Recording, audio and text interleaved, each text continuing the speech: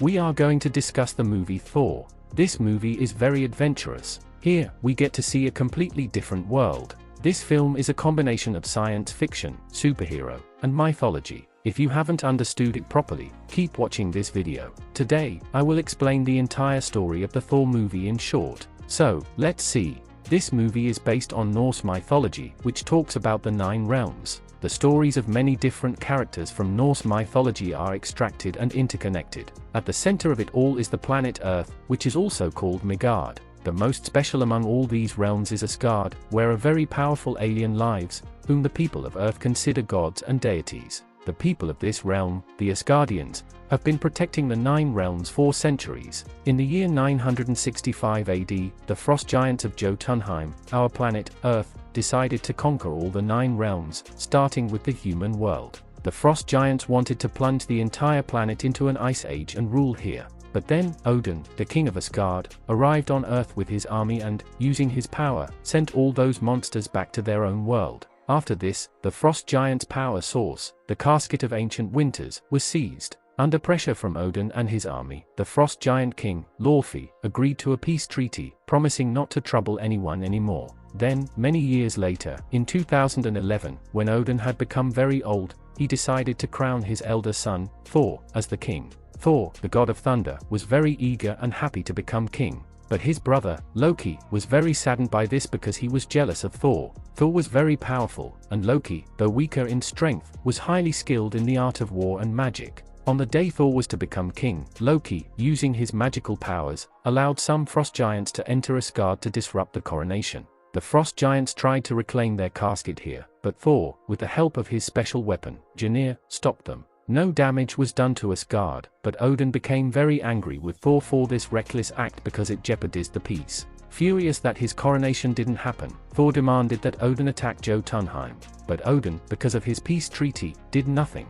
Thor was becoming enraged with anger. Then, Loki secretly advised him that he should go against Odin's wishes and attack Jotunheim. So, Thor went to Jotunheim with his 4 friends and Loki. They fought and killed several monsters, but in the end, they were overpowered before King Loki. Then Odin arrived there, rescued him and his companions, and brought them back. Because of this, the peace treaty between Asgard and Jotunheim was now broken. Therefore, Odin became very angry with Thor. He stripped Thor of his powers and his hammer, Mjolnir. Then Odin cast a powerful enchantment on the hammer, ensuring that only someone worthy could lift it. Whoever would be worthy of it, upon lifting the hammer, would possess the power of Thor. Then Odin banished Thor and threw his hammer to Earth. Thor landed in New Mexico, where he collided with some scientists, one of whom was Jane Foster, an astrophysicist. Jane was studying atmospheric phenomena with her colleagues when Thor arrived from a wormhole, the Bifrost, and fell there. This event was quite significant for Jane because this discovery could make her very famous.